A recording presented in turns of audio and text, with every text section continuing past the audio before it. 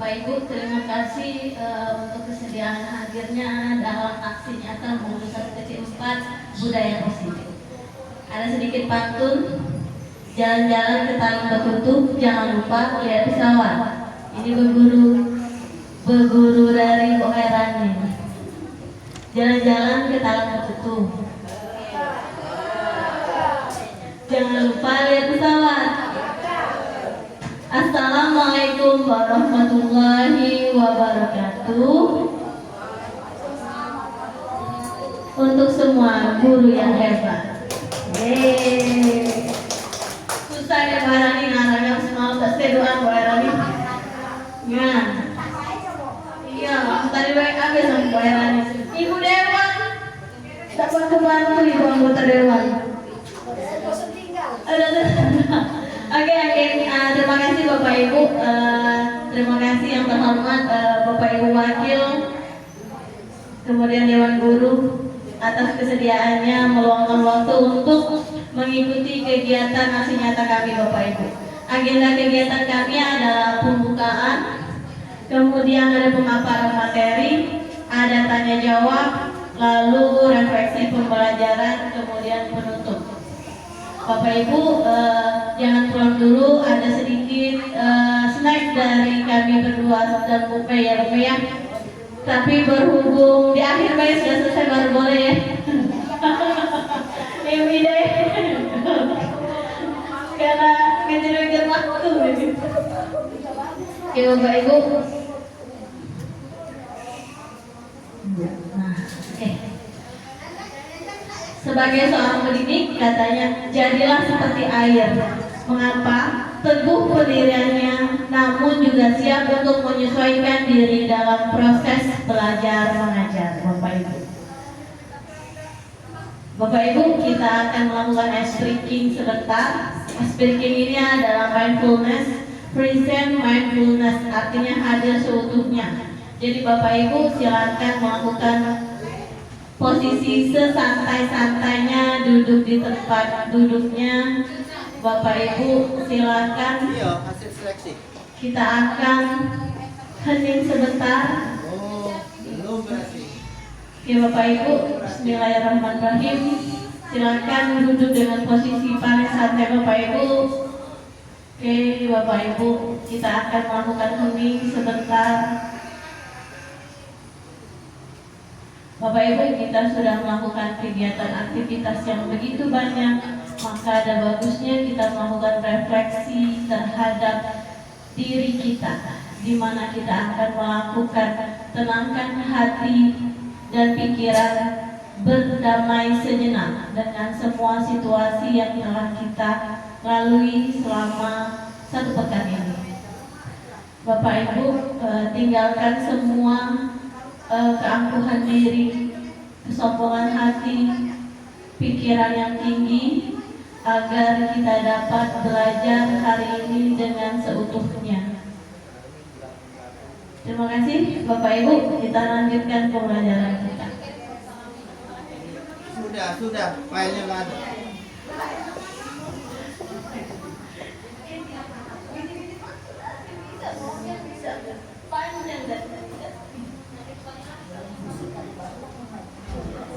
Oke Bapak Ibu, terima kasih sudah melakukan ice breakingnya. Bapak Ibu, kegiatan kita diawali dengan pertanyaan pemantik. Apa?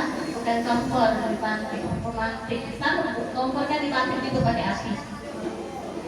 Ya. Nggak tampil sih dia.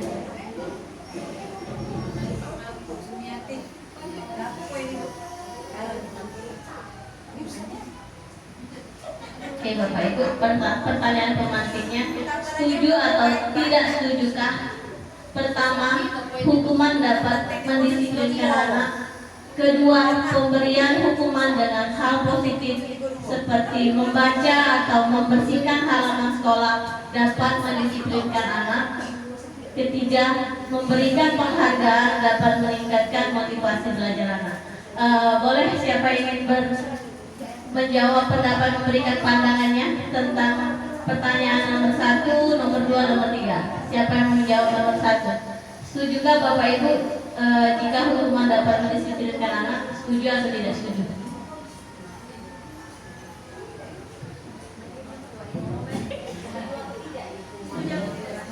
Jawabannya nggak setuju atau tidak kalau saya. Nomor 1 bisa ya bisa tidak, karena ada tipe anak juga yang harus disiplinkan dengan seperti itu. Itu dari pengalaman, mungkin salah secara teori. Tapi kalau setuju atau tidak, mungkin saya cenderung ke tidak, ya umur sekarang, ikuti umur sekarang.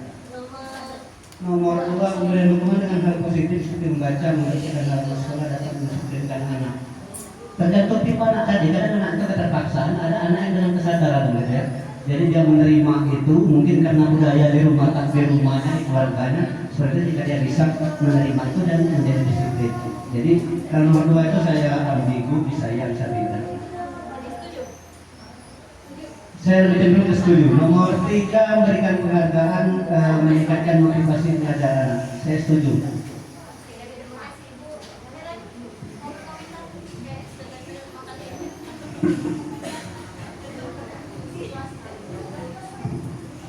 Untuk nomor 1 itu, memang kalau mungkin kan sudah tergantung usia ya. Sekarang usia saya sudah semakin tua, jadi nak mau kemana tuh kayaknya sudah malas ya. Kalau dulu tuh kayaknya masih kencang baterainya nak marah.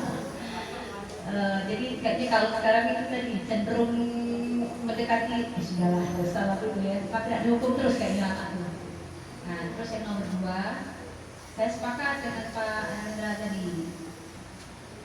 Setuju saya, karena anak-anak ini baca kurang. Karena saya juga sekarang kan kayak nyuruh anak lebih banyak baca daripada nulis. Kalau tulisan kan sudah banyak ketik-ketik, nah baca biasanya belum tentu. Ya.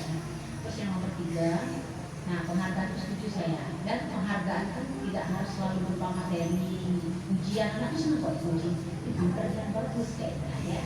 Ya syukur-syukur kalau kayak kita sekarang belajar ini kan nilai, ya. Ada lagi? Oke, Ibu izin. Oh, Ibu izin bentar ya. Jawaban saya sangat singkat. Karena pilihannya ada 2, ya atau tidak. 1, 2, 3 saya jawab ya.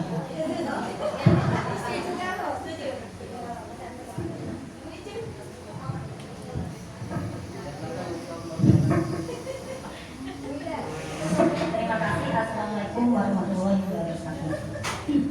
Nomor 1, saya tidak setuju. Nomor 1, saya tidak setuju. Walaupun mungkin kata teman-teman atau anak saya itu menghukum, ya. Tapi hukuman itu bukan bagi saya, tidak pernah saya menghukum yang tidak sesuai. Hukuman saya sesuai aturan yang di sekolahnya saja. Jadi kalau anak itu rambut panjang, maka saya potong. Itu hukuman. Lalu kalau anak itu misalnya terlambat, biasanya saya juga suruh bersih-bersih. Jadi cenderung saya ke nomor 2. Jadi nomor 1 tidak pernah. Walaupun orang atau siswa mengatakan saya selalu memberi hukuman. Ya, itu dapat. Nomor yang 2. Jadi saya setuju yang nomor 2. Karena saya selalu hukuman itu saya arahkan ke positif. Selalu yang saya berikan. Ini nomor 2 setuju. Nomor 3 lebih setuju. Karena saya selalu memberi motivasi. Kalau dulu zamannya duit banyak, waktu dia masih honor, jadi duit honor itu dikasihkan dengan anak yang berprestasi di sekolah swasta. Kalau di negeri ini rasanya sudah banyak sumbangan dari pemerintah. Ya, jadi itu yang saya berikan. Tadi sebenarnya waktu Mei tadi saya pengen ngomong. Kebanyakan sekarang kita jadi pemantau sebenarnya. Jadi pemantau, ya pemerintah dan pemantau. Ya. Oke, terima kasih. Terima kasih Bapak Ibu semuanya atas pendapatnya. Ada lagi? Tidak ada. Cukup ya Yulena, anggota dewan? Sudah. Oke. Sekarang Bapak Ibu seperti yang tadi, perubahan paradigma sama kegiatan kita karena memang kami satu paket modul 1.4 budaya positif. Memang materi pelajarannya seperti itu. Jadi Bapak Ibu, kegiatan kepala tangan kita ini sudah dilakukan di Gume ya. Jadi Bapak Ibu, ketika si B ini teman kita yang akan mempertahankan apa yang menjadi keyakinannya di dalam genggaman tangannya, gitu kan? Dan si A ini adalah kita sendiri. Oh, balik ya saya.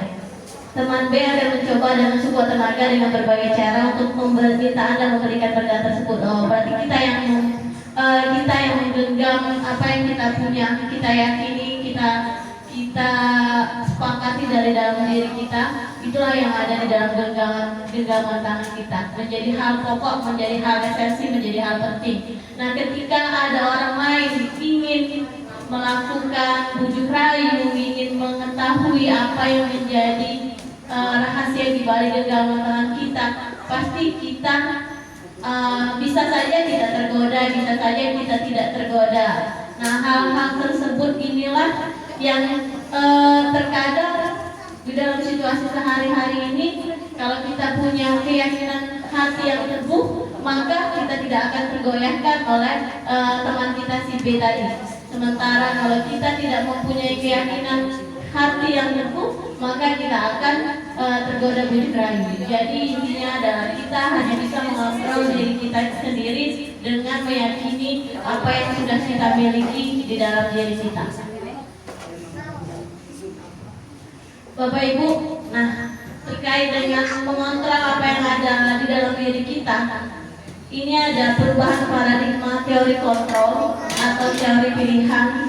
Di sini bahwa ilusi guru mengontrol murid, artinya kalau kita mengacu bahwa kita ini hanya bisa mengontrol diri kita sendiri, maka notabene adalah guru tidak mampu mengontrol murid. Kemudian ilusi juga bahwa semua penguatan positif, di sini adalah bujukan, itu juga termasuk penguatan positif, dapat efektif dan bermanfaat. Di sini sudah mengalami pergeseran Bapak Ibu. Kita biasa membujuk anak supaya anak mengikuti apa yang kita mau, ini dinilai tidak efektif lagi pada saat ini. Kemudian ilusi juga bahwa kritik dan membuat orang merasa bersalah dapat menguatkan karakter. Ternyata Bapak Ibu, kita biasa kita kan selalu menyindir anak kayak gitu ya, supaya si anak ini harapannya mengeluarkan mempunyai rasa tanggung jawab kayak gitu kan. Nah, ternyata sekarang ini mengalami perubahan Bapak Ibu. Kita tidak bisa lagi mengkritik atau membuat rasa bersalah di dalam diri anak kita karena tidak mampu untuk menguatkan karakter anak. Di sini ada beberapa perubahan paradigma ya Bapak Ibu. Kemudian juga ilusi bahwa orang dewasa memiliki hak untuk memaksa. Biasanya orang dewasa di sini adalah guru dan anak didik kita adalah anak-anak. Sehingga di sini dikatakan bahwa di dalam perubahan paradigma dari ilusi kontrol ini bahwa orang dewasa tidak memiliki hak untuk memaksa. Bapak Ibu, terlepas dari semua pemikiran, ini kan mengalami perubahan, mengalami berbagai pergeseran di dalam dunia pendidikan kita. Semuanya ini cuma sekedar kita mengetahui dan mempelajari, kemudian kita akan melakukan hal-hal yang baik.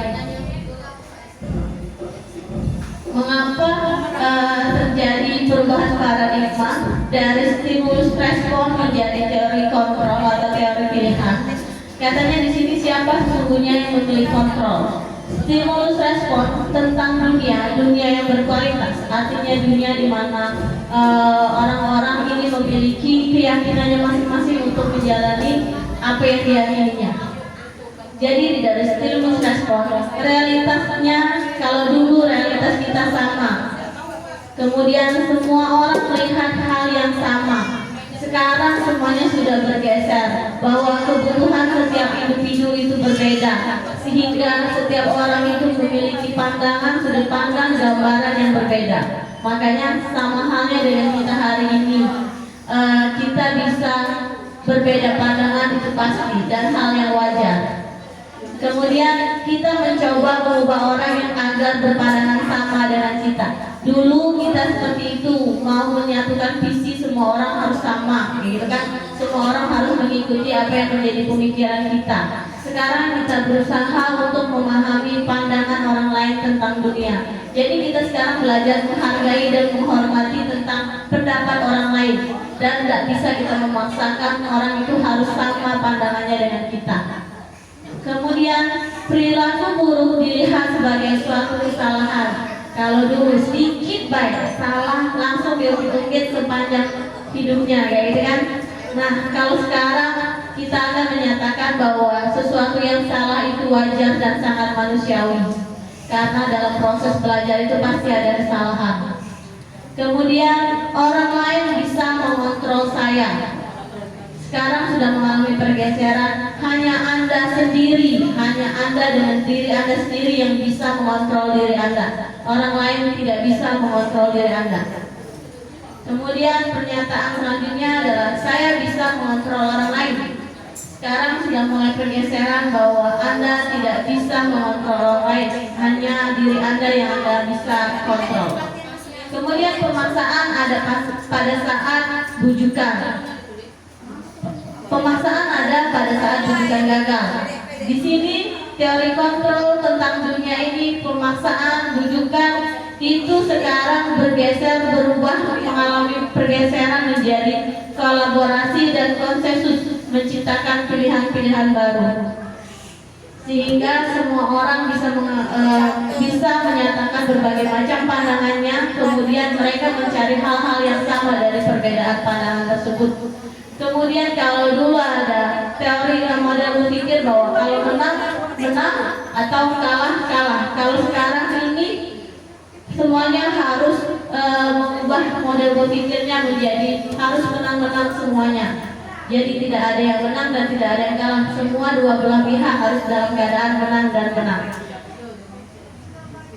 Kemudian Bapak Ibu, itu tadi teori kontrol tentang mengalami perubahan pergeseran dari stimulus respon menuju ke teori pilihan, choice theory. Sekarang kita akan masuk tentang apa yang dimaknai tentang disiplin. Disiplin artinya dalam bahasa Latin belajar. Makna asal dari kata ini berkonotasi dengan disiplin diri dari murid-murid Socrates dan Plato. Disiplin membuat orang menggali potensinya menuju sebuah tujuan apa yang dihargai. Jadi disiplin ini adalah harus menggali potensi murid supaya murid memiliki tujuan. Dia bisa menghargai apa yang menjadi keyakinannya. Kemudian dalam budaya kita, makna dari disiplin ini telah berubah menjadi sesuatu yang dilakukan oleh seseorang pada orang lain untuk mendapatkan kepatuhan. Kecenderungan umum adalah menghubungkan kata disiplin dengan ketidaknyamanan. Jadi disiplin ini membuat orang menjadi tidak nyaman, bukan dengan apa yang kita hargai atau pencapaian suatu tujuan mulia. Bapak Ibu, di dalam disiplin ini saya akan memperkenalkan nilai-nilai kebajikan universal. Jadi disiplin tadi itu apa yang sudah dia yakini. Maka dari itu apa yang diyakini oleh anak ini adalah diarahkan untuk mencapai nilai-nilai kebajikan universal. Jadi supaya anak-anak ini memiliki keyakinan diri tentang nilai-nilai yang sudah dipahami oleh mereka dan sudah dianggap benar oleh diri mereka. Nilai-nilai kebajikannya ini adalah sifat-sifat positif manusia yang merupakan tujuan mulia yang ingin dicapai oleh setiap individu. Nah, tujuan mulia ini di dalam kurikulum Merdeka, di dalam tujuan pendidikan Indonesia, maka keyakinan-keyakinan yang ingin ditanamkan di dalam diri anak didik kita adalah profil pelajar Pancasila. Jadi Bapak Ibu, tugas kita sebagai guru adalah menanamkan keyakinan-keyakinan nilai-nilai kebajikan universal, yaitu profil pelajar Pancasila yang terdiri dari beriman, bertakwa kepada Tuhan Yang Maha Esa dan berakhlak mulia. Kemudian anak juga mengetahui mandiri, bernalar kritis, berkebinekaan global, bergotong royong dan kreatif. Jadi nilai-nilai profil pelajar Pancasila inilah yang akan kita menjadi nilai-nilai keyakinan di dalam diri anak. Kemudian terkait dengan teori motivasi perilaku manusia. Bapak Ibu, untuk menanamkan keyakinan nilai-nilai profil pelajar Pancasila ini, maka kita harus menyentuh motivasi intrinsiknya. Jadi anak secara sadar melakukan kebajikan-kebajikan, melakukan hal-hal positif, sifat-sifat positif terkait dengan profil pelajar Pancasila itu harus tumbuh dari dalam dirinya sendiri. Harus dengan kesadaran penuh bahwa memang si anak ini mandiri, memang si anak ini beriman. Jadi ketika si anak ini melakukan kegiatan sholat zuhur bersama berjamaah di sekolah, maka kalau kita sudah berhasil menanamkan nilai-nilai keyakinan di dalam diri anak, otomatis si anak sendiri melakukan sholat dengan secara sadar dan kemauan dirinya sendiri. Itu salah contohnya ya Bapak Ibu. Jadi di dalam teori motivasi perilaku manusia ada 3. Mengapa seseorang itu melakukan sesuatu tindakan? Itu pasti ada motifnya, ada motivasinya. Yang pertama katanya, seseorang itu melakukan suatu tindakan untuk menghindari ketidaknyamanan atau hukuman. Jadi kalau anak siswa kita ini berbohong, tidak mengakui apa yang sudah dilakukannya, itu mungkin dia ingin menghindari hukuman.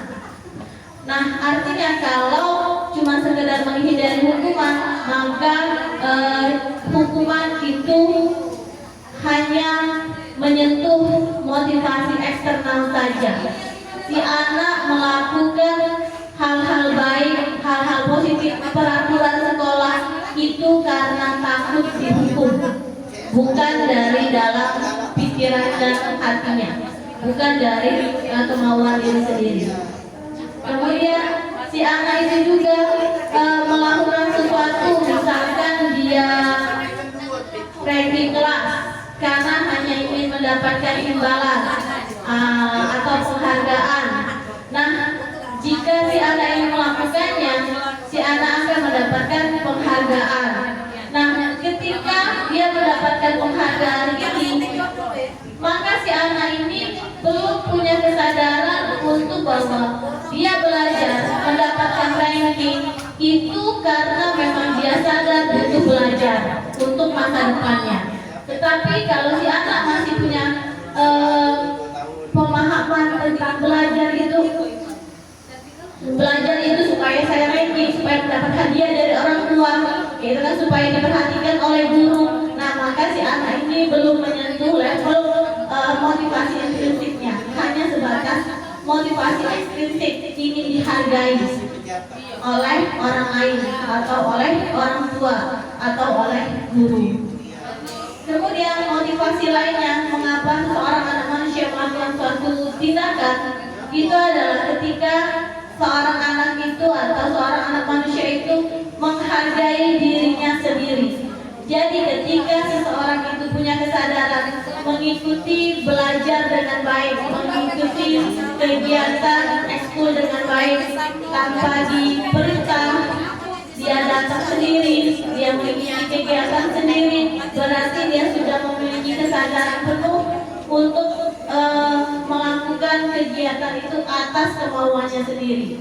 Ketika sudah menyentuh atas kemauannya sendiri, berarti si anak ini sudah mempunyai motivasi intrinsik dari dalam dirinya sendiri. Ketika si anak sudah mempunyai kesadaran dan kemauan sendiri dari dalam dirinya, maka tujuan disiplin positif itu tercapai dengan baik. Jadi disiplin positif ini adalah memiliki tujuan bahwa segala sesuatu perilaku yang dilakukan oleh anak ini mempunyai faktor, kemudian si anak ini dengan kesadaran sendiri melakukan taat terhadap peraturan yang berlaku di sekolah, maka si anak ini sudah memiliki disiplin diri yang baik. Maka tujuan disiplin positif sudah tercapai dengan baik ketika si anak sadar akan tanggung jawabnya terhadap belajar, terhadap peraturan sekolah, terhadap pendidikan global, terhadap gotong royong yang dilakukan si anak dalam profil pelajar Pancasila yang akan kita capai. Oke Bapak Ibu, merdeka. Merdeka menurut Ki Hajar Dewantara, apa itu merdeka? Merdeka di sini adalah tidak hanya terlepas dari perintah, akan tetapi juga cakap memerintah diri sendiri. Itu baru namanya merdeka.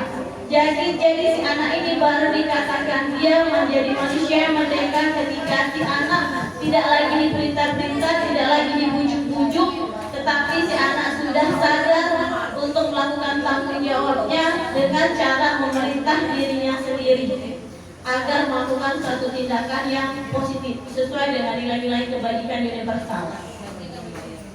Itulah merdeka. Jadi merdeka tidak hanya terlepas dari perintah atau bujukan, tetapi juga memerintah diri sendiri dengan baik. Apa kaitannya merdeka? Di sini ada merdeka dari kegiatan yang ingin dimunculkan dalam diri anak. Ketika si anak bisa merdeka itu harus terlepas dari, harus bebas dari hukuman, harus bebas dari penghargaan. Mengapa penghargaan menjadi sesuatu yang kurang positif? Karena penghargaan itu bisa menjadi sebuah hukuman untuk si anak. Karena penghargaan itu tidak mampu membuat si anak menyentuh level motivasi intrinsiknya. Jadi hanya sekedar jangka pendek, mungkin juga bisa jangka panjang ketika si anak sudah memiliki kesadaran positif. Kemudian penghargaan itu juga menghukum. Jadi ketika si anak merasa sudah ranking 1 terus harus mempertahankannya. Kalau si anak yang belum punya kesadaran itu pasti si anak tertekan karena harus terus belajar dengan tantangan yang lebih tinggi. Kemudian penghargaan juga mengurangi ketepatan, penghargaan tidak efektif, penghargaan merusak hubungan disiplin. Terkadang anak hanya ingin dihargai. Kemudian penghargaan juga menurunkan kualitas, penghargaan mematikan kreativitas. Kemudian penghargaan mengurangi motivasi intrinsik. Ini tadi sudah dijelaskan oleh Bu Faiz. Sekarang bentuk tadi yang disentuh oleh Ibu Herani, apresiasi. Jadi di sini adalah bentuk dari sebuah hasil baik yang ingin dicapai, yang telah dicapai oleh seorang anak dalam program kebajikannya. Maka seperti yang dikatakan oleh Bu Herani tadi, bahwa seorang anak diberikan apresiasi. Apresiasi di sini adalah pengakuan. Pengakuannya apa saja? Boleh pengakuannya secara khusus, secara pribadi, boleh juga kepada semua murid secara bergantian. Kemudian pengakuannya juga harus konsisten, lalu fokus pada proses. Apa itu bentuk apresiasinya? Seperti ini. Seperti ini contoh apresiasi kebajikan yang akan kita terapkan ketika si anak sudah mampu melakukan hal-hal positif. Contohnya, kemarin saya perhatikan, jadi si guru ini harus memperhatikan proses tadi kan. Misalkan si anak datang terlambat, kemarin saya perhatikan kamu datang terlambat, ya kan. Nah kemudian ada nilai kebajikan di dalam diri anak. Rasa empatimu besar sekali. Nah, jadi Bu, saya ulangi, di dalam pembukaan ini kemarin saya perhatikan ini harus ada proses apa yang telah kita amati dari langkah-langkah si anak, dari hal-hal yang belum baik tadi, masih bersifat negatif tadi, kita amati terus-menerus. Kemudian kita akan memberikan apresiasi terhadap hal-hal yang telah dilakukannya, hal-hal perubahan positif yang telah dilakukannya. Kemudian baru kita beri apresiasi. Bisa kita kategorikan jadi rasa empatimu besar sekali. Situasinya ketika si anak menolong murid baru di kelas kita. Jadi kemarin saya perhatikan atau kemarin Ibu perhatikan bahwa kamu menolong seorang anak baru di dalam kelas. Nah, nilai kebajikannya berarti kita akan memberikan apresiasi terhadap anak bahwa rasa empatimu besar sekali nak, terus dilanjutkan atau terus dipertahankan. Kemudian situasi selanjutnya, contoh selanjutnya adalah pada saat anak membantu teman-teman di dalam tugas kelompok. Si guru itu boleh melakukan kalimat pembukanya adalah, saya menghargai kepedulianmu terhadap teman-temanmu pada saat kamu membantu teman-teman kamu dalam tugas berkelompok.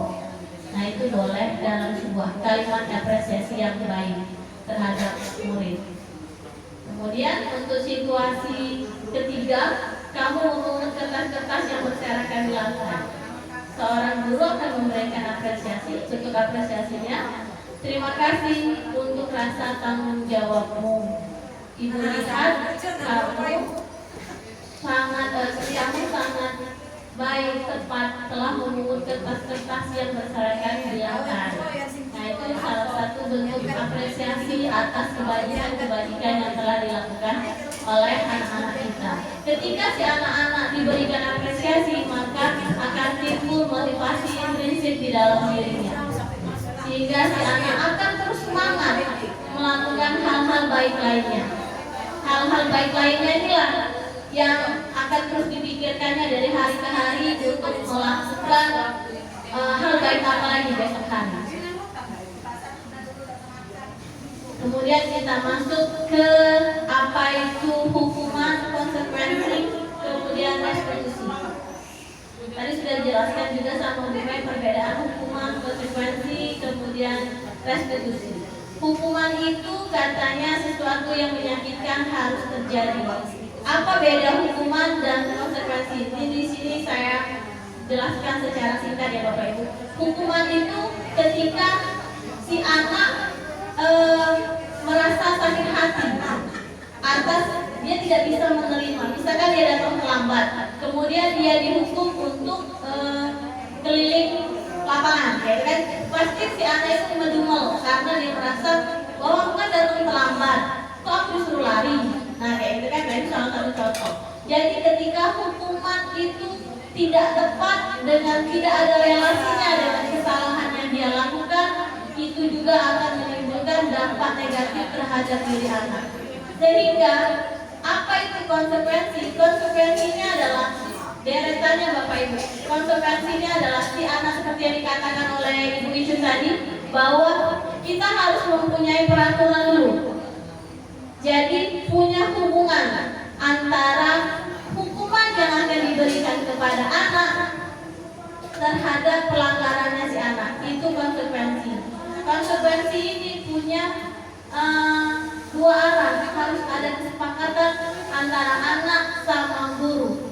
Jadi konsekuensi ini makanya kita sudah memulai kesepakatan belajar kalau dulu, sekarang bergeser berubah nama menjadi keyakinan kelas. Keyakinan kelasnya adalah peraturan kelas yang kita terapkan di kelas bersama anak. Ya kan, kita sudah lakukan itu.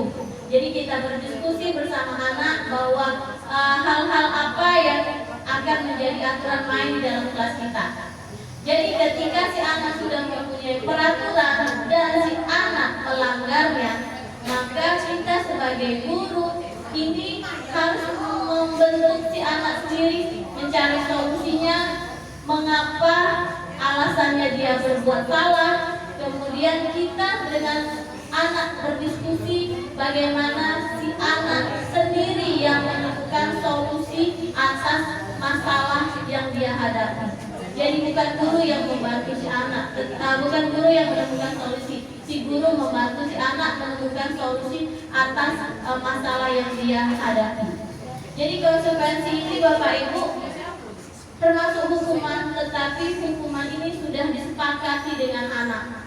Kalau dia melanggar keyakinan kelas ini, maka dia sudah tahu konsekuensinya ini. Maka kita sebagai seorang guru tinggal memantau ketika si anak melanggar, maka kita panggil si anak, kalau kamu ini melanggar keyakinan kelas. Kemudian kita arahkan anak, kita bantu si anak ketika untuk menyadari ketika dia melakukan pelanggaran, maka dia tahu konsekuensi apa yang akan dia jalani. Itu juga harus muncul dari pikiran anak, dari perkataan anak, dari hati anak sendiri. Itu perbedaan antara hukuman dan konsekuensi. Jadi kalau hukuman ini, maka si anak pasti akan merasa mempunyai konsep diri yang buruk karena dia merasa disenangkan oleh orang yang lebih tua atau orang yang lebih dewasa atau gurunya, karena tidak memperhatikan alasan, tidak memperhatikan amarahnya di dalam hatinya dia. Ketika kita menjalankan konsekuensi, maka anak-anak tidak akan mempunyai kehilangan hak. Kemudian anak-anak tetap bisa nyaman, bisa lebih legowo menerima konsekuensi atas pelanggaran yang dia lakukan. Itu beda dari hukuman dengan konsekuensi. Oke Bapak Ibu, ini ada contoh tindakan guru, contoh baik Bapak Ibu ya, nggak perlu dimasuk ke hati. Tidak kategori di sini. Mencatat 100 kali di dalam buku buku kalimat, saya tidak akan terlambat lagi karena terlambat ke sekolah. Apakah ini hukuman atau konsekuensi? Hukuman, ya, tepuk tangan untuk tidak. Nah itu ada Anda. Benar, hukuman ya, karena ketika dia terlambat tidak ada relevansinya mencatat kalimat saya datang terlambat dengan dia datang terlambat. Jadi yang diamati di sini adalah relevansinya. Lari mengelilingi lapangan basket 2 kali karena terlambat hadir di sekolah. Hukuman, betul sekali. Kemudian murid diminta untuk push up 15 kali karena tidak menggunakan masker ke sekolah. Hukuman, tidak ada relevansi ya. Menggantikan kertas tugas teman yang telah dicoret-coret. Konsekuensi, ya betul sekali Pak. Kemudian membersihkan tumpahan air di meja tulis karena tersenggol pada saat belajar. Konsekuensi, ada relevansinya ya. Kemudian murid disuruh untuk tidak mengenakan sepatu seharian di sekolah karena tidak mengenakan sepatu hitam. Hukuman, ya. Yang terakhir, lari mengelilingi lapangan basket 2 kali karena terlambat 10 menit untuk pelajaran PJOK. Hukuman. Itu menjawab hukuman. Ibu-ibu itu menjawab hukuman kenapa?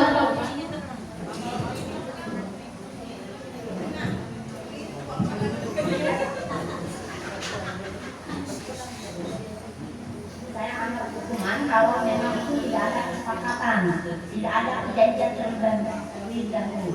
Tapi kalau sudah kesepakatan, ada kesepakatan bahwa kalau terlambat saat pelajaran olahraga dan pertama itu lari, itu tidak jadi hukuman. Tapi kalau tidak ada kesepakatan atau perjanjian itu jadi hukuman.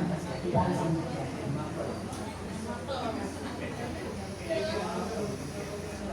Ada pendapat lain? Ada pendapat lain?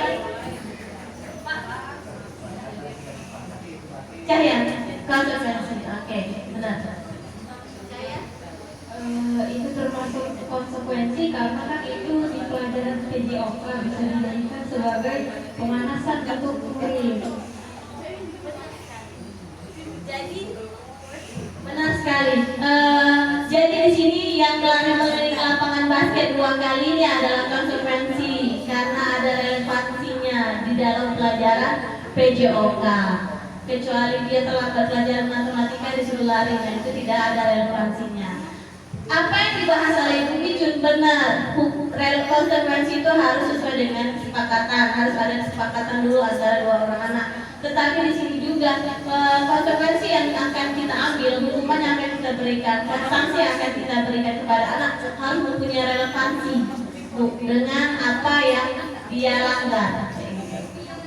Bisa dipahami ya Bapak Ibu, terima kasih. Oke, sekarang restitusi. Bapak Ibu, ketika seorang anak melakukan kesalahan, pelanggaran terhadap peraturan, maka kita bisa melakukan restitusi. Apa itu restitusi? Katanya restitusi itu adalah proses menciptakan kondisi bagi murid untuk memperbaiki kesalahan mereka.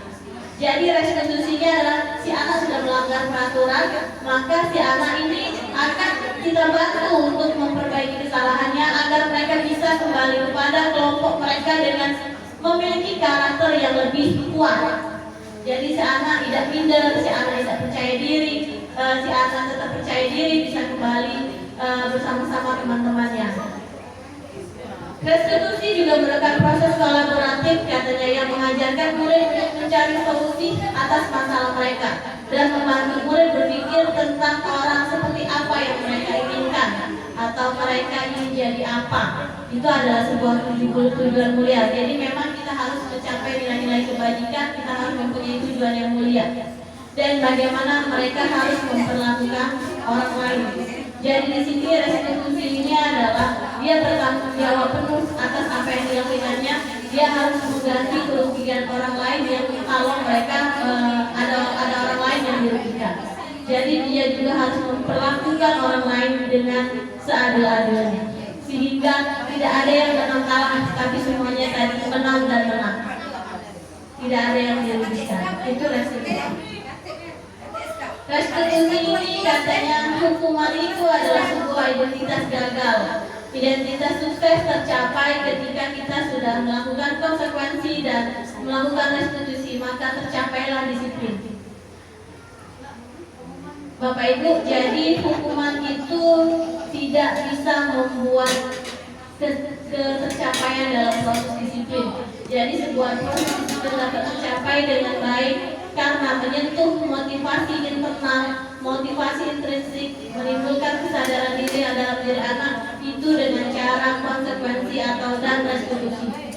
Jadi si anak ini akan mempunyai sebuah keyakinan diri positif ketika si anak ini ketika melakukan pelanggaran, maka kita dapat melakukan tindakan restitusi agar si anak dapat mengetahui kesalahannya dan memperbaiki kesalahannya secara sadar dari dalam diri anak sendiri. 9 ciri-ciri restitusi katanya. Restitusi itu adalah bukan untuk menebus kesalahan, namun untuk belajar dari kesalahan. Kemudian restitusi juga adalah memperbaiki hubungan kalau misalkan pelanggarannya itu berdampak pada orang lain. Kemudian restitusi itu adalah tawaran, bukan paksaan. Kemudian restitusi menuntut untuk melihat ke dalam diri. Kemudian restitusi juga mencari kebutuhan dasar yang mendasari tindakan seorang anak.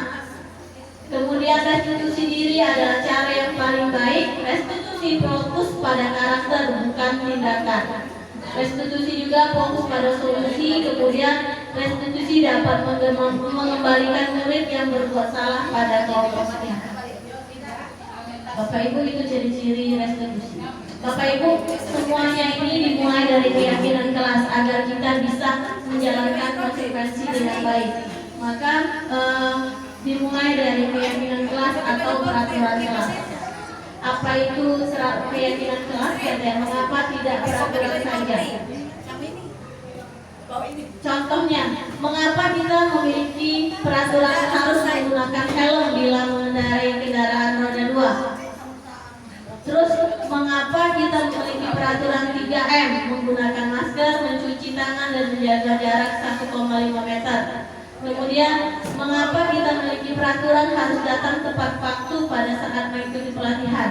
Nah, peraturan-peraturan ini sebenarnya dimunculkan supaya timbul keyakinan bahwa timbullah dari dalam diri seorang itu, oh kalau aku tidak pakai helm maka akan terjadi hal-hal seperti ini. Maka dia akan dengan sadar menggunakan helm. Ketika dia sadar menggunakan helm, berarti itu sudah menyentuh level motivasi intrinsik di dalam dirinya, sehingga dia akan menemukan kembali nilai-nilai atau keyakinan-keyakinan untuk menggerakkan seseorang dibandingkan mengikuti kegiatan seluruh rangkaian peraturan-peraturan. Jadi Bapak Ibu, di sini yang akan saya perjelas bahwa Bapak Ibu harus ada peraturan kelas. Keyakinan ini adalah apa yang telah diyakini, apa yang telah menjadi kesepakatan seseorang dengan dirinya sendiri, itu keyakinan. Ini perbedaan antara peraturan dan keyakinan kelas. Tadi sudah dijelaskan oleh Bu Mei. Peraturannya adalah, aturan mainnya adalah selalu kembalikan buku ke tempatnya. Maka seharusnya keyakinan kelas kita adalah tanggung jawab. Tanggung jawab ini lebih umum karena banyak hal, kegiatan-kegiatan atau sikap-sikap yang berkaitan dengan tanggung jawab. Maka sebaiknya keyakinan kelas kita modifikasi sekarang dengan nilai-nilai kebajikan universal. Apa saja itu? Tanggung jawab, menghormati orang lain, kemudian keselamatan, kesehatan, kemudian keamanan. Jadi boleh Bapak Ibu praktekkan untuk menerapkan keyakinan kelasnya dengan nilai-nilai kebajikan universal. Jadi ketika si anak kan misalkan dia tidak datang ke sekolah tepat waktu, kan kita biasanya lebih spesifik kayak gitu ya, kegiatannya lebih ke perilaku, lebih ke tindakan. Maka ketika si anak ini melanggar peraturan, kita harus mengajarinya agar paham bahwa ketika dia datang terlambat itu artinya dia ini tidak konsisten atau komitmen terhadap peraturan kelas. Maka dia akan menyadari bahwa dia itu sebenarnya kurang bertanggung jawab. Nah, jadi di sini adalah keyakinan kelas ini diharapkan bersifat nilai-nilai kebajikan universal. Jadi tidak spesifik siswa datang ke sekolah tepat waktu. Siswa datang ke sekolah tepat waktu itu artinya siswa keyakinan kelasnya adalah bertanggung jawab. Kemudian dilarang atau dilarang mengganggu orang lain. Nah, Bapak Ibu, dilarang mengganggu orang lain bisa kita kembangkan keyakinan kelasnya, berarti anak-anak itu harus menghormati orang lain. Jadi keyakinan-keyakinan kelas ini yang bersifat nilai-nilai kebajikan universal inilah yang kita terapkan di dalam kelas kita. Jadi ketika si anak tidak datang terlambat atau dia mengganggu orang lain, kalau dia mengganggu orang lain atau melakukan bully, berarti dia melanggar keyakinan kelasnya bahwa dia tidak menghormati orang lain. Seperti itu Bapak Ibu.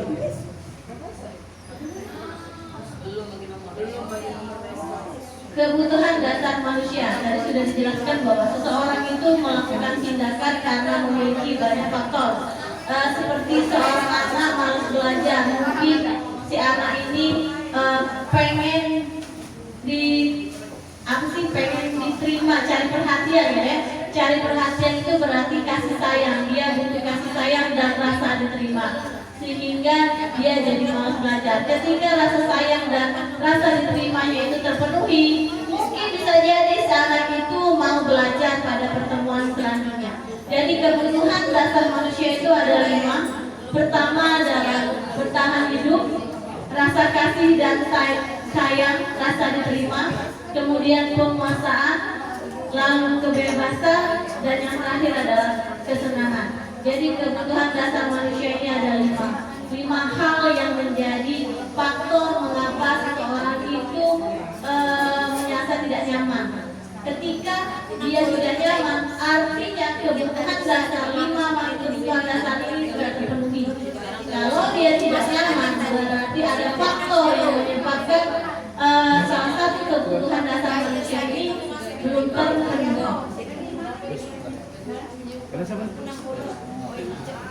Lanjut dengan 5 posisi kontrol seorang guru. Posisi kontrol seorang guru itu ada posisi kontrol penghukum, pembuat rasa bersalah, teman, pemantau, dan manajer.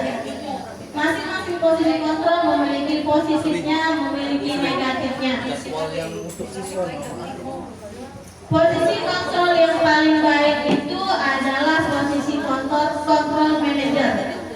Posisi kontrol manajer, karena posisi kontrol penghukum itu sekarang sudah mengalami pergeseran paradigma karena anak-anak kita ini semakin kayak kena mental ya, gitu ya. Jadi anak-anak ini tidak bisa lagi nak pakai dimarahi, dihukum. Semua anak ini menjadi tidak percaya diri. Kemudian dia menjadi tertutup diri kalau dia dihukum atau didiskriminasikan menjadi pembuat rasa bersalah. Nah, ketika si anak tidak percaya diri, ketika dia habis dihukum atau disanksi dengan dihukum dengan sebuah tindakan mengakibatkan si anak merasa menjadi memiliki rasa bersalah di dalam dirinya, maka si anak ini tidak bisa kembali ke dalam kelompok teman-temannya dengan baik. Pasti si anak ini menjadi minder. Pasti si anak ini jadi mengucilkan dirinya. Makanya restitusi itu diperlukan untuk si anak memperbaiki kesalahannya, si anak dengan bisa percaya diri kembali bersama teman-temannya di dalam kelompoknya. Itu guna restitusi. Ketika seorang guru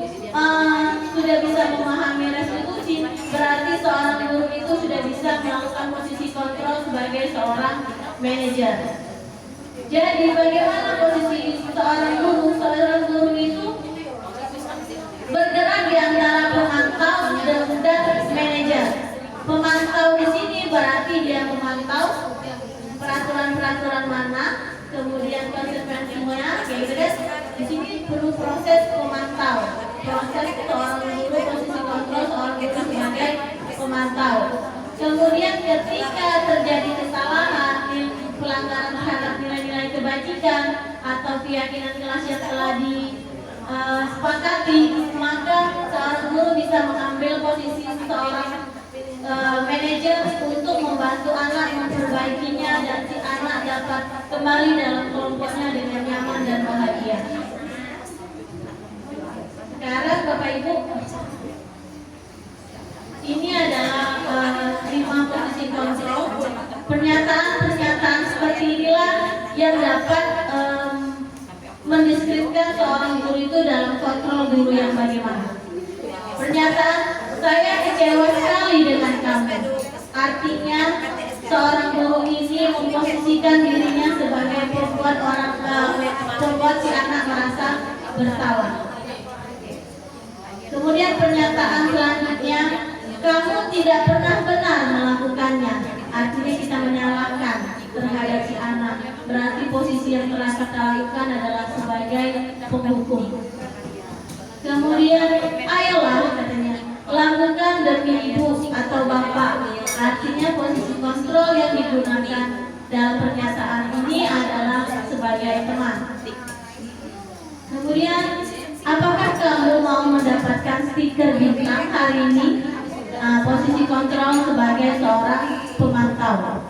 Bagaimana kamu bisa menyelesaikan masalah ini? Nah, ketika kita sudah menggunakan bagaimana kamu menyelesaikan masalah ini, artinya kita sudah membentuk situasi agar anak bisa berpikir bagaimana menyelesaikan masalah yang dia hadapi.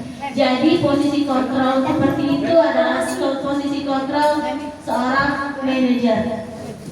Kamu selalu yang paling terakhir, berarti kita posisi kontrolnya adalah seorang guru.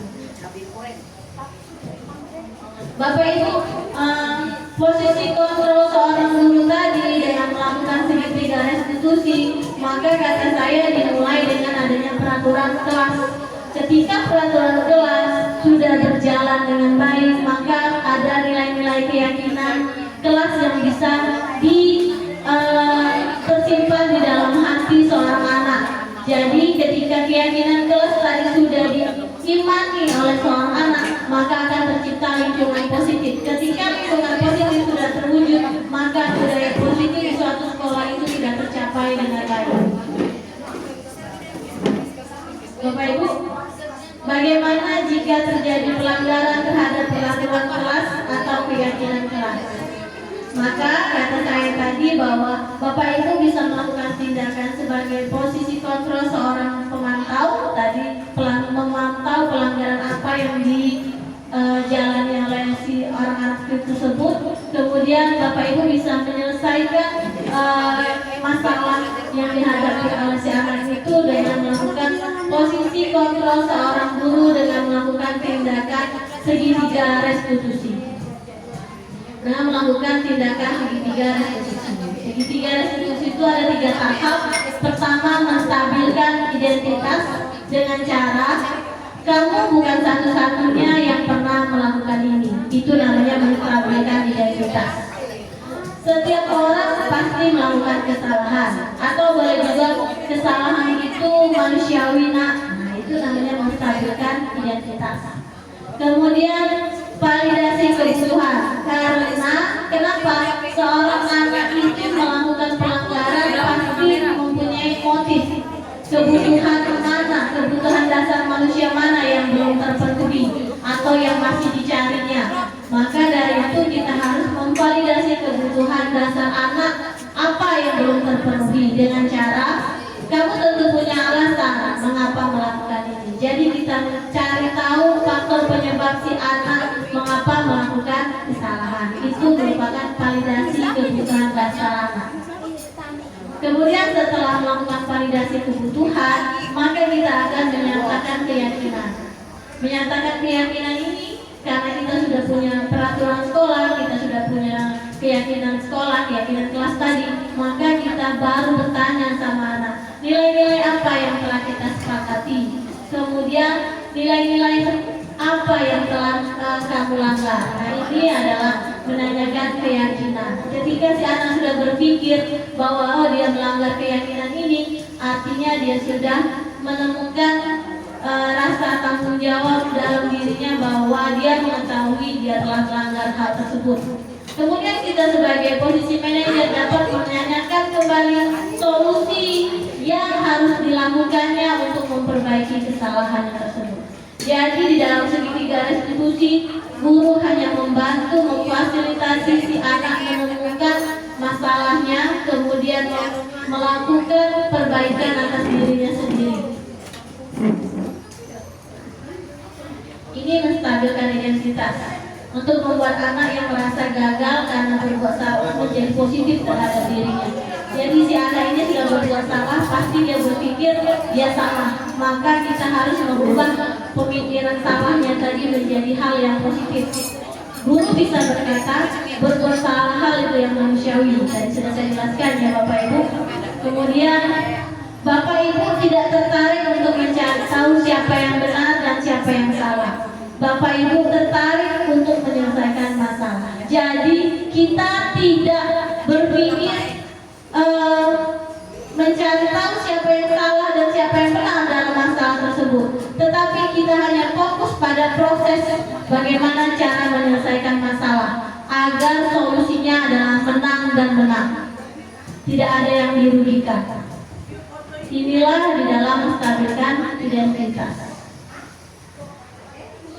Kemudian validasi kebutuhan, membantu murid mengenali basic need atau kebutuhan dasar yang dipenuhinya, seperti yang saya katakan tadi, dengan cara maukah kamu belajar cara lain untuk mendapatkan apa yang kamu butuhkan tanpa harus memukul. Misalkan kalau si anak itu memukul temannya, kayak itu kan.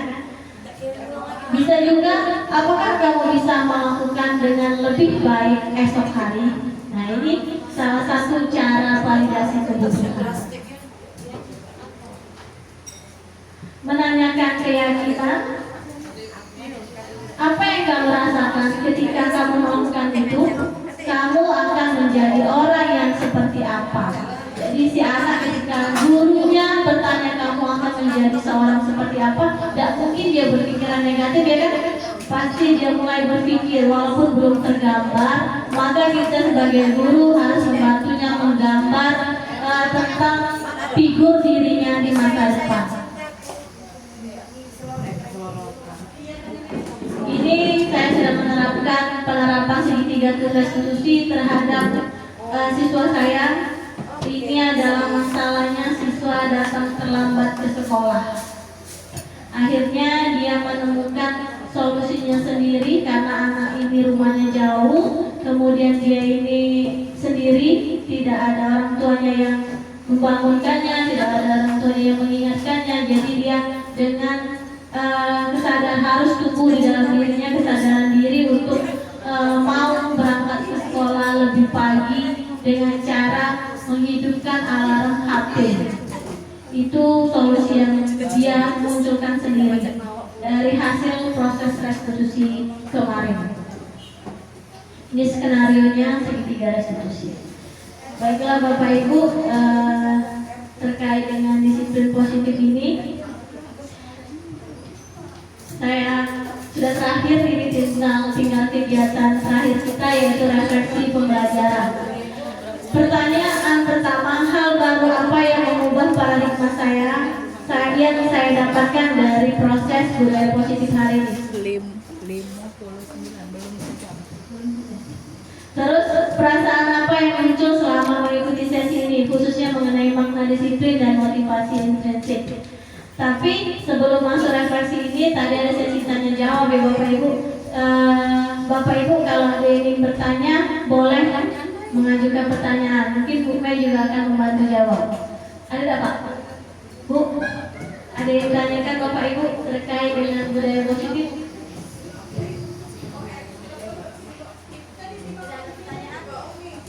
Pas. tidak ada pertanyaan? Kalau tidak ada pertanyaan, berarti kita masuk ke proses refleksi. Masing-masing dari Bapak Ibu, ada yang berminat untuk menjawab refleksi? Hal baru apa yang mengubah paradigma saya yang saya dapatkan hari ini? Biasanya kita pakai sticky note ya, sekarang kita berbicara lagi. Silakan Ibu Pepe.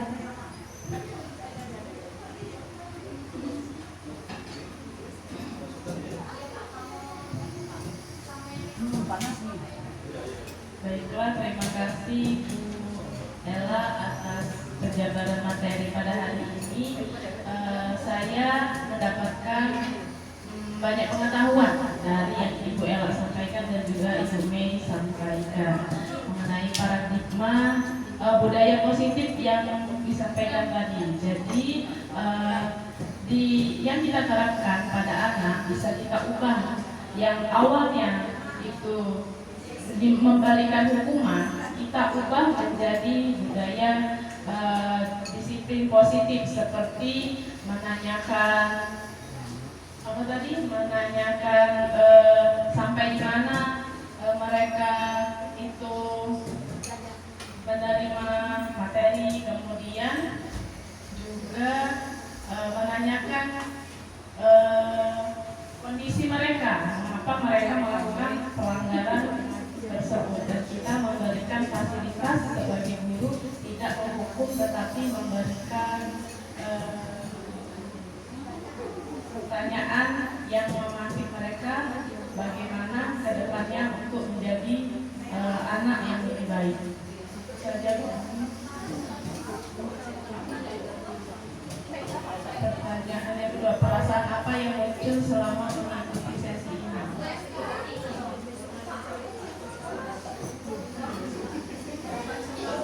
Perasaannya tentu merasa senang.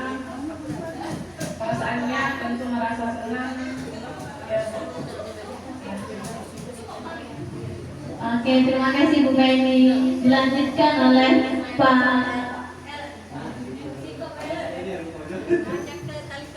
Refleksi hal baru apa yang mengubah paradigma saya yang saya dapatkan.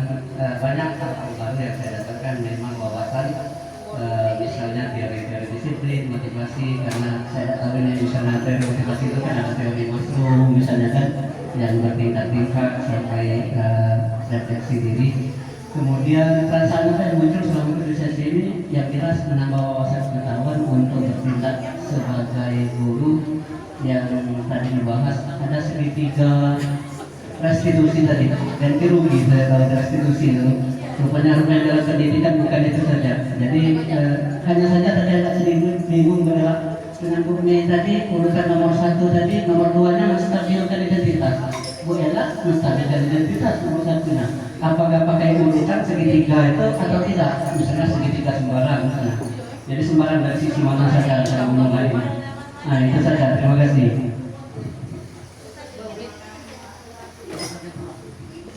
Urutan pertamanya menstabilkan identitas, kemudian validasi kebutuhan dan menanyakan keyakinan. Iya, Bapak. Oke, terima kasih Ibu Ida. Perasaannya sudah baik? Sudah.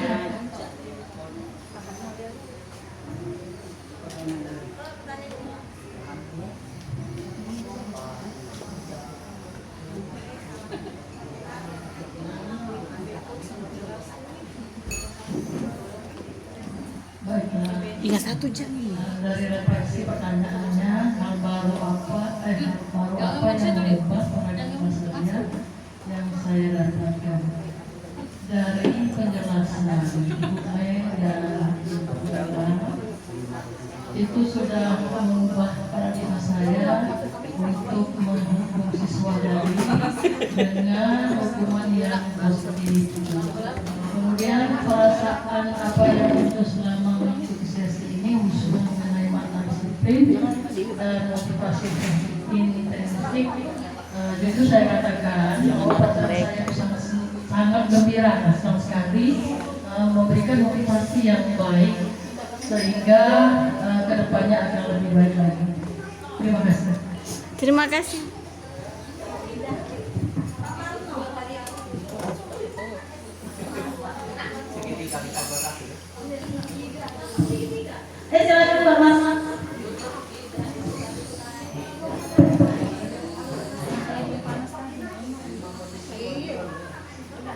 Terima kasih Bu Ella.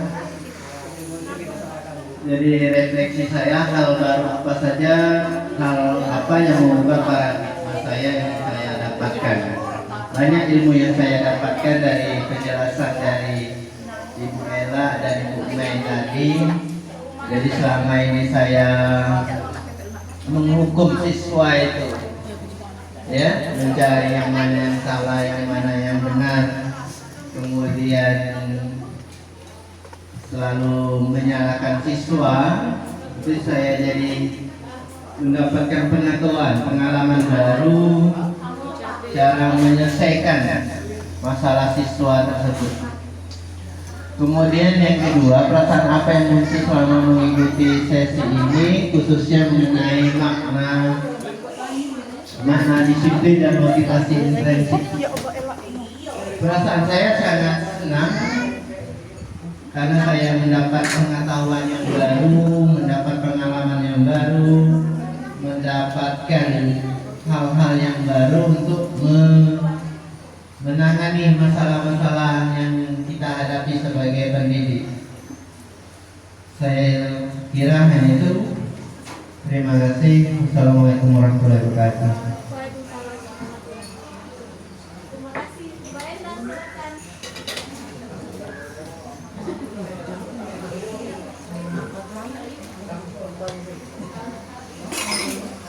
Terima kasih Bu Ella atas paparannya, dan perlu diketahui juga ini materi aksinya saya. Ini keyakinan kelas. Jadi setelah saya mempelajari modul-modul, memang benar pencapaian yang dilakukan oleh Ibu Ella itu setidak-tidaknya meredam emosi yang terlalu menegak untuk anak dengan kalimat-kalimat yang agak memunculkan sehingga mereka mempunyai motivasi. Itu saja. Jadi kesalahan-kesalahan yang mereka lakukan itu wajar kalau saya setelah mempelajari modul ini, tapi memposisikan mereka untuk kembali melakukan disiplin positif itu mungkin menjadi PR bagi kita, karena memang benar anak-anak itu beragam tingkatannya, emosinya, ada yang senang, ada yang tidak. Tapi kita setelah saya pelajari ini kan udah banyak bela ya.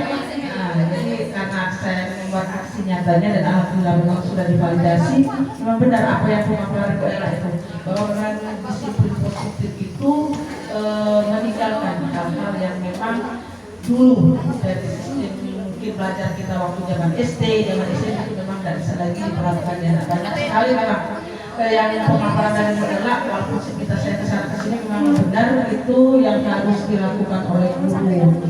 Sedangkan rasanya tadi Bu Ella menekankan lagi apa yang sudah dapat melalui PNN dengan kenyataan yang Bu Ella sampaikan. Memang lebih jelas lagi dan lebih paham lagi. Terima kasih Bu Ella. Terima kasih Bu Enda. Dilanjutkan oleh Ibu Ida Laila. Ayo Ibu Ida Laila, Bu Cahaya. Terima kasih dari Bu Mei karena telah memberi banyak ilmu pada kami pada hari ini. Jadi refleksi untuk kami itu hal baru apa yang mengubah paradigma saya yang saya dapatkan. Jadi di sini yang saya dapatkan bahwa kita bisa mengidentifikasi atau membedakan mana hukuman, mana konsekuensi. Satu lagi pendapat saya Bu, menghukum itu mungkin bisa jadi konsekuensi apabila relevansi. Iya benar. Dan yang kedua itu refleksi perasaan apa yang muncul selama mengikuti sesi ini, khususnya mengenai makna disiplin dan motivasi intensif. Tentunya sangat senang karena bisa mendapat ilmu baru. Terima kasih Ibu Cahaya, Ibu Disney.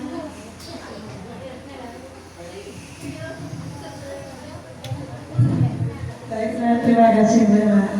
Kalau pendapat saya atau benar-benar tidaknya saya kurang tahu. Jadi kalau menurut saya paradigma budaya positif ini lebih berpihak kepada siswa. Jadi kita guru ini kalau ada masalah kita hanya membimbing mereka agar mereka berpikir kritis bertanggung jawab dengan apa yang sudah dilakukannya. Jadi ya agak beda ya dengan orang tua zaman dulu. Jadi kita lebih ingat kepada sesuatu. Menurut saya begitu. Kemudian ya memang ini cukup bagus kalau dipikir. Karena ini juga terus terang ini berpengalaman juga dengan pengalaman saya pribadi dengan anak saya tertua. Saya waktu itu mungkin memaksakan keinginan, katakanlah ingin orang tua dalam menempuh pendidikan, yang ujung-ujungnya akhirnya dia keluar dari situasi seperti itu. Padahal dia mampu menyelesaikannya. Contoh maaf, bukan saya bapak. Anak saya dulu terima di GMF. Itu kami, ya maaf, kami sangat bahagia karena itu keinginan kami. Kami ingin anak kami bekerja ya, katakanlah kita lebih baik.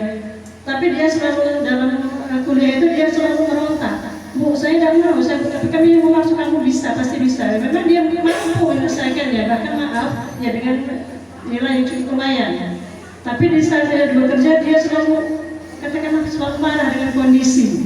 Ini bukan keinginan saya, sudah penuhi keinginan ayah sama ibu, tapi saya mau di sini. Ujung-ujungnya keluar dari tempat dia bekerja, ya. Nah dia dengan posisi dia sekarang dia nyaman, karena saya nyaman di sini. Dan jadi berarti kita tidak bisa memaksakan keinginan anak. Jadi biarkan mereka bertanggung jawab dengan apa pilihannya. Ya benar itu. Jadi saya sini ada masukan benar. Ya. Terima kasih saudara, menurut saya pengalaman yang itu alami. Terima kasih Bu Jusneli, pengalaman Ibu juga menjadi pengalaman kami nih, ibu-ibu muda ini. Berarti kita juga berusaha tidak memaksakan keinginan, terutama kan sekolah ya kan, biasa orang tua terhadap anak. Silakan. Refleksinya hal baru apa yang mengubah paradigma saya yang saya dapatkan pada hari ini. Saya dapatkan sama seperti Ibu Jahya dapat membedakan mana konsekuensi dan mana hukuman, yang dimana hukuman itu terjadi apabila sudah ada kesepakatan dan toleransi. Yang kedua, perasaan apa yang muncul selama mengikuti sesi ini, khususnya mengenai makna disiplin dan motivasi intrinsik.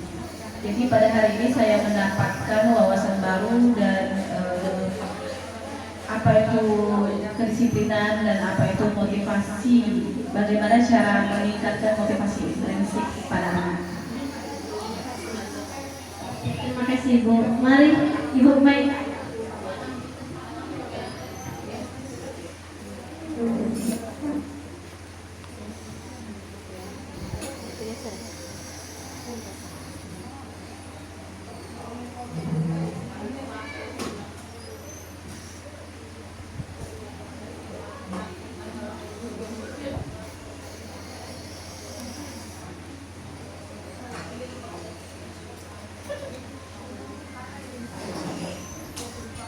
Terima kasih Ibu Yola.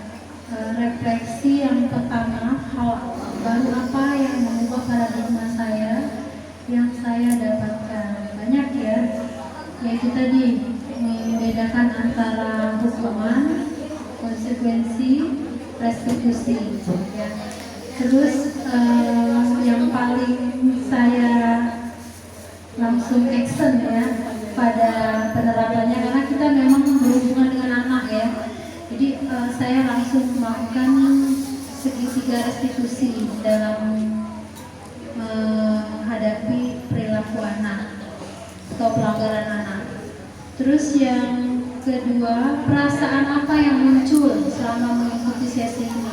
Senang ya, senang karena kita menambah wawasan baru mengenai makna disiplin, bahwa ternyata disiplin itu dimulai dari kebiasaan dan motivasi intrinsik yang merupakan penghargaan terhadap diri sendiri.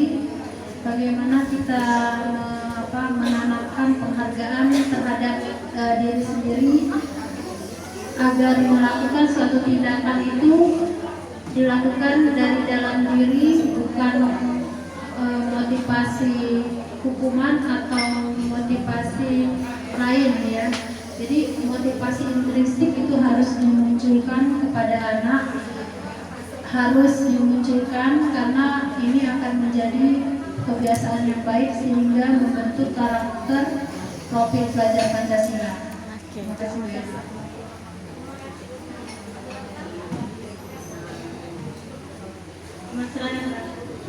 Terima kasih Bu Ella. Refleksi yang pertama, hal baru apa yang mengubah paradigma saya yang saya dapatkan, khususnya pengalaman saya selama mengajar di sini, khusus di kelas 87. Oh, 87. 87. Di 87 banyak sekali siswa kita yang suka membuli teman. Satu. Terus mengambil barang teman.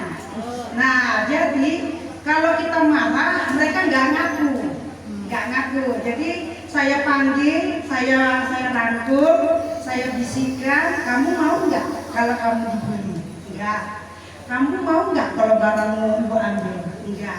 Terus gimana kalau kamu nggak mau? Kenapa kamu ngambil punya teman? Dia langsung maaf. Berarti dia ada rasa. Nah, terus saya bilang kalau kamu nggak punya pena, minta sama ibu. Nah, jadi dari situ saya melihat ternyata anak itu kalau dimarahi dia makin nantang.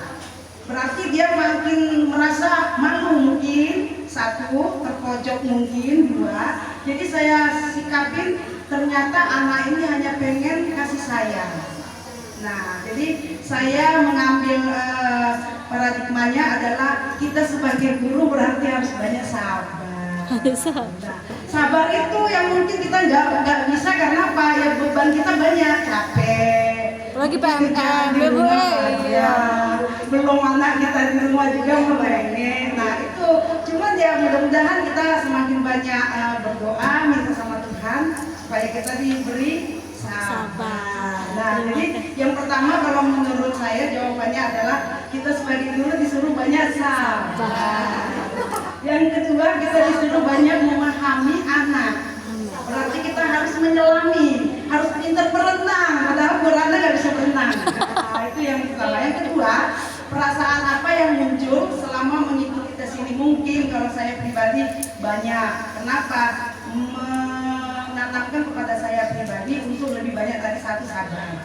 Yang kedua lebih banyak menyelami sifat ataupun karakter siswa. Terima kasih Bu Ella. Hanya nyelami bulannya, padahal kita nggak bisa berenang. Bu Emma, monggo Bu Emma.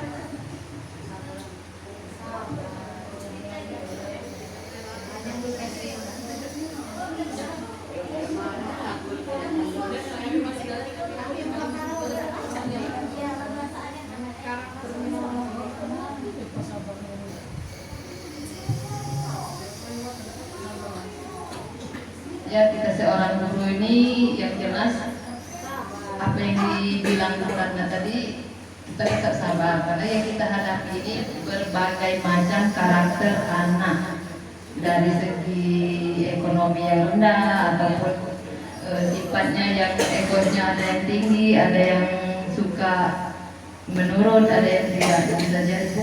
Terima kasih.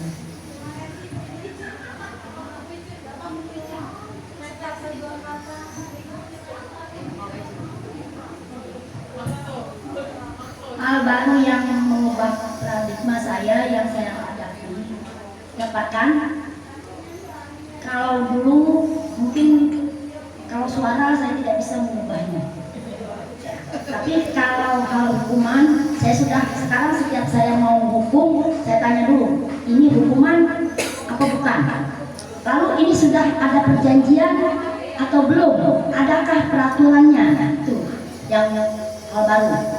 Jadi saya selalu introspeksi dulu kalau mau beli hukuman. Perasaan yang muncul di sini saya sangat senang, terutama di bagian tadi. Ada bagian hukuman, ada jadi teman, ada 5 tadi. Nah, 5 positif kontrol. Nah, yang saya harapkan di sini supaya ibu-ibu yang berada di sini, bapak-bapak yang berada di sini tadi, atau di luar juga di luar, kita sama-sama jadi manajer. Nah, itu yang harapan saya. Jadi sama-sama dan punya kesadaran semua sebagai guru, sebagai orang dewasa untuk menciptakan karakter yang positif di SMP 24. Nah, itu yang saya harapkan. Itu saja. Terima kasih.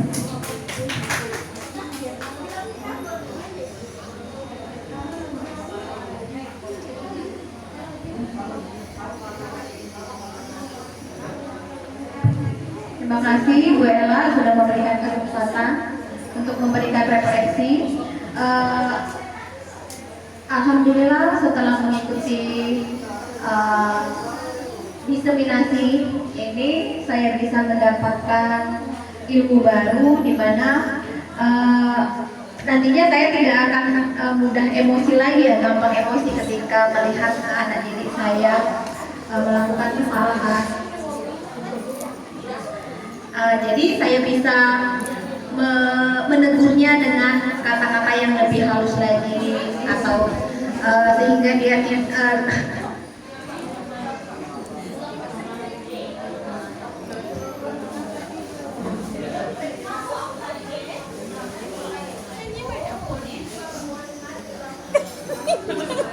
Itulah, aja lah.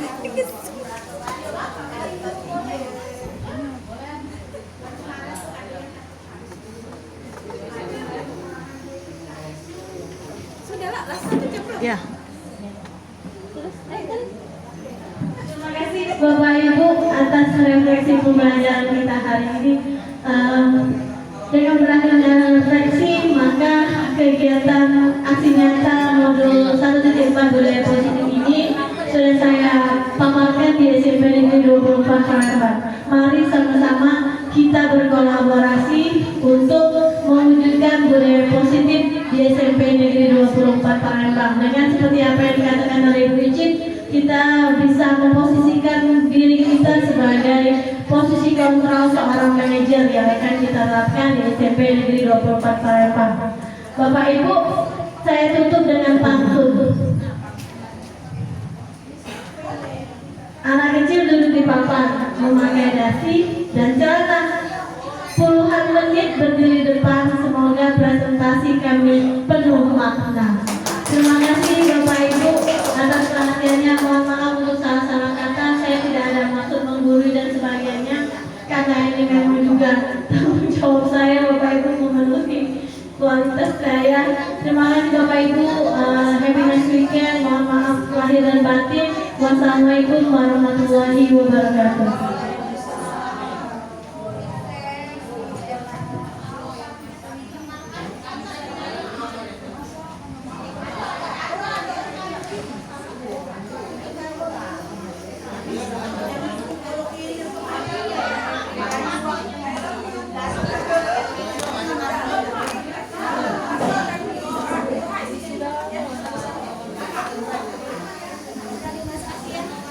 Okay.